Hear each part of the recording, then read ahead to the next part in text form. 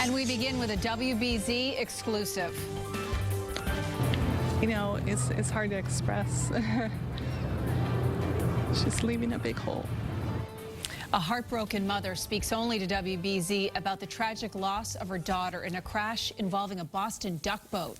Now that grieving mother is searching for answers about what happened. Good evening, everybody. I'm Kate Merrill. And I'm Ken McLeod. Martha Warmoth is from Ohio, but she's staying here in Boston, at least for now. Her mission is to make sure this never happens to anyone else. She spoke only with WBZ's Paul Burton.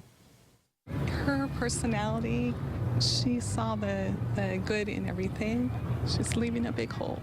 A hole now full of pain, grief, and faith. Martha Warmoth's daughter, Allison, was killed after colliding with a Boston duck boat tourist vehicle while riding on a scooter at Beacon and Charles Street.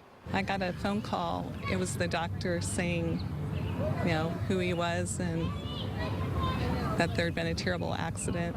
The 28-year-old loved tough challenges and exercising. She wanted to compete in a kind of triathlon kind of thing or be in a Survivor Girl type show. Flowers still mark the site where Allison lost her life 2 weeks ago. Her mother says she plans to speak to the duck boat company and to the city to try and come up with ways to prevent this tragedy from ever happening again.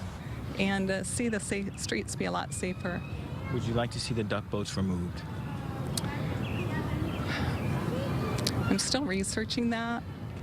If they could be here and be safe, that would be one thing. But if they can't, then of course, I'd like to see them removed. The duck boat driver, 31-year-old Victor Tavares, is currently not facing any criminal charges, but has been suspended. I don't really have a message for him right now. You know, I'm sure he's as torn up almost as we are.